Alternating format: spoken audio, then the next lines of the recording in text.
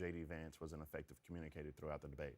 I think that's why poll after poll you see his favorability rise, because there were a lot of things that you saw in the deepest, darkest parts of the Twitter sphere and internet that showed that he was this weird guy. And I fundamentally believe that he is this weird guy. That he is or isn't? That he is. Why?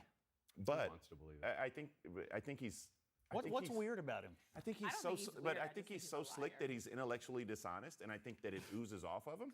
But that's fine. I think last night, one of the things that J.D. Vance did last night, which people do not give enough credit for, he didn't help Donald Trump. Like, let's not even talk about that.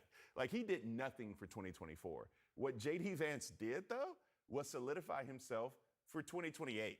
And so anybody who thinks that he helped out the person who he's running as vice president for is silly. And I think both of you all know that. No, I think Tim Walz, and let me just stick up for my guy for a second. Of course. Tim Walz did a more than admirable job. He showed up. He was affable. People liked him. And I actually, before Scott weighs in, and what irks me to my core is when people talk about individuals with language that I don't think suffices, buffoon, just ignorant, etc., for somebody who served in the military, for somebody who's been in the classroom.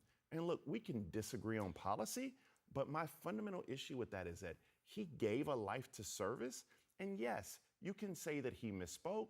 You can say that he lied. You can say all of these things. I just don't like or appreciate the caricatures. Well, wait. J.D. Vance served in the military, and you just sat here and called him weird without being able to tell me why. No, I can actually tell you why. Okay.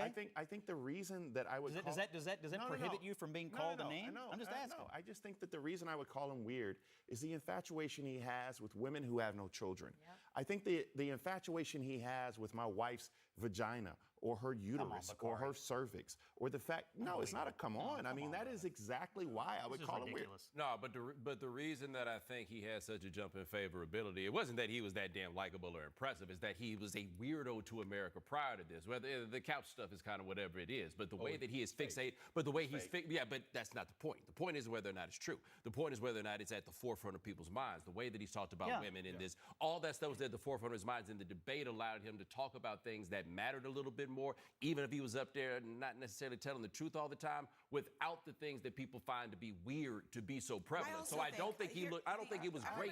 I think he came off so bad before this. Everybody came away from this debate saying, okay, they were so nice to each other, they were so cordial, this, that, and the other. And actually, to Bakari's point about the tone of politics, okay, here is J.D. Vance today, not on the debate stage, talking about Tim Walz.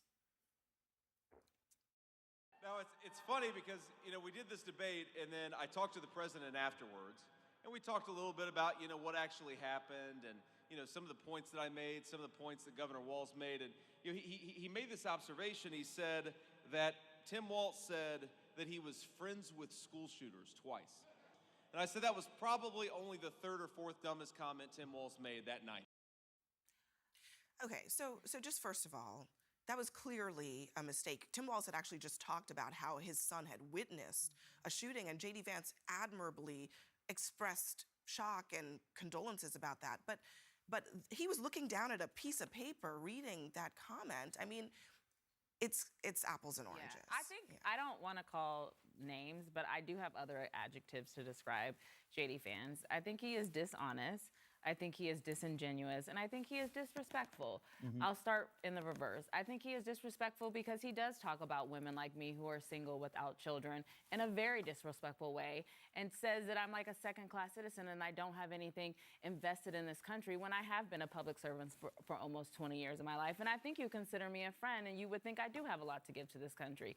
I think he's disingenuous because he thought Donald Trump was Hitler, and now he's his running mate. Now, you can change your mind, but that's a big leap, okay? And I think he's dishonest is because he was up on stage and he is fact-checked over and over. And we know that the lie that he made about Haitian immigrants was so hurtful and dangerous to that community that if you want to have a conversation about immigration, have it. I don't need to call him a buffoon, a weirdo, or anything, but that is not the type of person I want to be second in command and maybe take over because we have an old president in office. Okay, so everybody seems to be worried about J.D. Vance and dishonesty, or Donald Trump and dishonesty. I never hear the same concern about Harris and the lies that she tells about Trump, or in Walz himself, who gave the most disastrous response to a question about his own dishonesty about being in Tiananmen Square that I've ever heard in a debate. He also did the same thing with Dana Bash when questioned about dishonesty a couple of months ago. And effectively what he has said is, sorry guys, I'm too dumb to tell the truth. I mean, he called himself a knucklehead, I have bad grammar.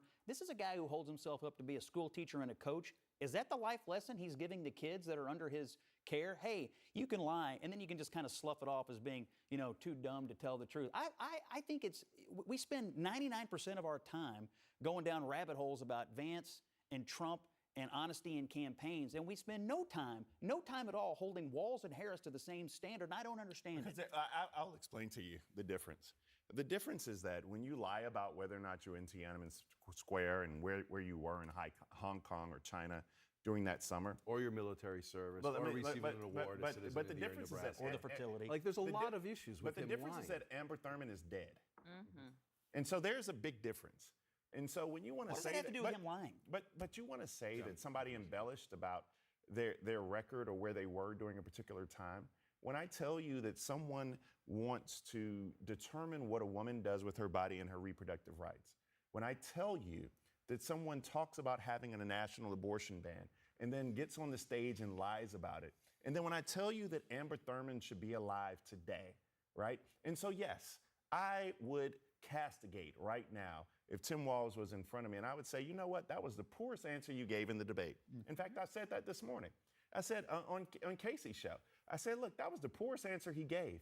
But if you want to talk about the gravity of the decisions people make when they're vice president of the United States, I would rather have someone who misspoke and caught themselves up in rhetoric and said, I'm a knucklehead, than somebody who actually lies about an issue that would determine whether or not my wife, daughter, aunt died during childbirth, because those things fundamentally matter. Yeah, I think that seems like a fair point. Well, I mean, here's what I would say the to that lie point. about Tiananmen Square Here's- and all of that is first of all, it was a terrible answer, but that is not relevant to Americans' lives going forward. Well, here's the answer, Bakari. When Kamala Harris says, listen, I no longer support fracking because Joe Biden supports fracking, we say we have to believe it is biblical. Donald Trump does not support a national abortion ban. His administration is not going to go anywhere near that. And so why aren't we giving JD the same benefit that we've been Well, because asked he to give didn't Kamala say that. Harris? He said, Kamala "I Harris, by the never way, said, supported a I national want to abortion ban," ban, which is I a want to ban false fracking. statement. Kamala Harris herself said, I want to ban fracking. It's my values to ban fracking, is what she said. I'm literally giving you a story about a woman who died while trying to give birth to a child. And your response is fracking.